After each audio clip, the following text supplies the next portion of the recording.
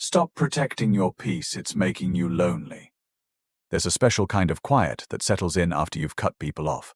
At first, it feels like peace. You protected your energy, you chose yourself, you finally got away from all the drama.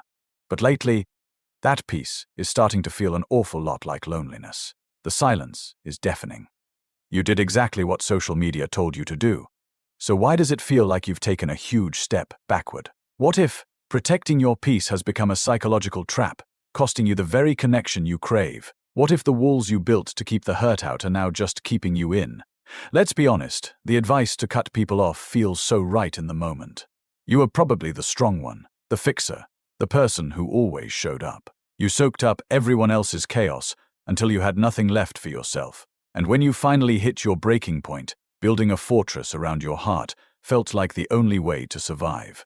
The problem is, that fortress doesn't have any doors. You didn't just block out the people who hurt you, you blocked out the possibility of connection itself. Psychology shows that this strategy, known as avoidance coping, often backfires. It gives you temporary relief, but in the long run, it just amps up your anxiety and reinforces the feeling of being disconnected. Your brain doesn't just learn to avoid one specific person, it starts to see all connection as a potential threat. That nagging loneliness isn't a sign you failed, it's a biological alarm bell. As social neuroscientist John Cassiapos' research shows, humans are fundamentally wired for connection. It's not a weakness, it's a core need, like hunger or thirst. When we deny that need, we don't find peace. We find a quieter, deeper kind of pain. This brings us to the biggest aha moment of all. You haven't been setting boundaries, you've been building walls. And they are not the same thing. A wall is a rigid, non-negotiable barrier designed to keep everyone out. It's a fortress born from fear, and it screams, "I'm done with all of you." Its main job is avoidance. It's a declaration that you can't handle any more hurt, so you're shutting the whole system down. A boundary, on the other hand, is a flexible, communicated limit designed to teach people how to treat you so they can stay in your life. As researcher brother Ian Brown says, boundaries are about respect, they are simply about what's okay and what's not okay. It's an act of self-respect that says, I value our relationship, and for it to be healthy, this is what I need. Walls create isolation, boundaries preserve connection. The goal was never to need anyone, it was to stop being destroyed by someone.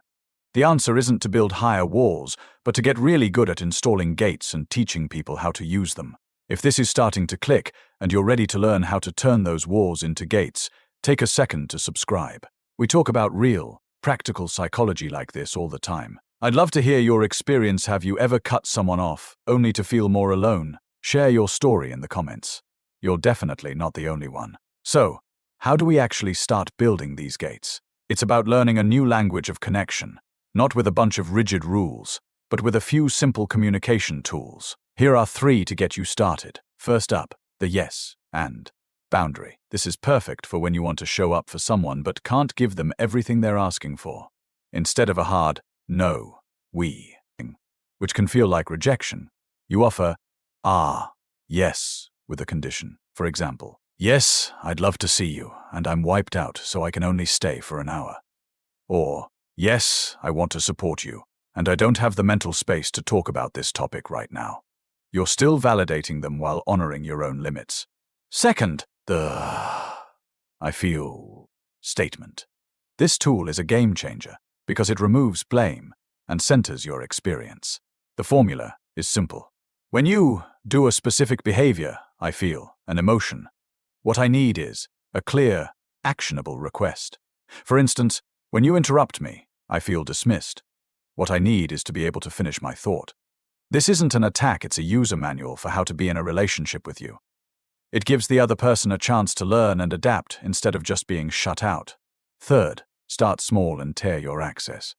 Not everyone in your life deserves a front row seat. Practice these new skills in low-stakes situations first, maybe, with a coworker or a distant relative. Build your confidence. Then, start thinking about your relationships in tiers. Not everyone gets full access to your deepest thoughts and feelings. Some people inner circle confidants, others are great for pleasant, surface-level chats. This isn't about being fake, it's about strategic and sustainable energy management. Protecting your peace was never meant to be a life sentence of solitary confinement. The quiet you get from isolation is fragile because it depends on the absence of people.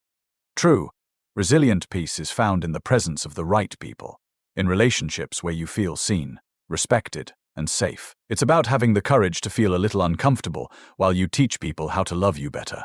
You won't get it right every time, and that's okay. But the goal isn't to build a life where you need no one, it's to build a life where you can depend on others without losing yourself in the process. The goal is connection, not isolation, and that is a skill you can start learning today. If this was helpful, please consider subscribing for more insights into the psychology of living a better life. And feel free to share this with someone who might need to hear it today.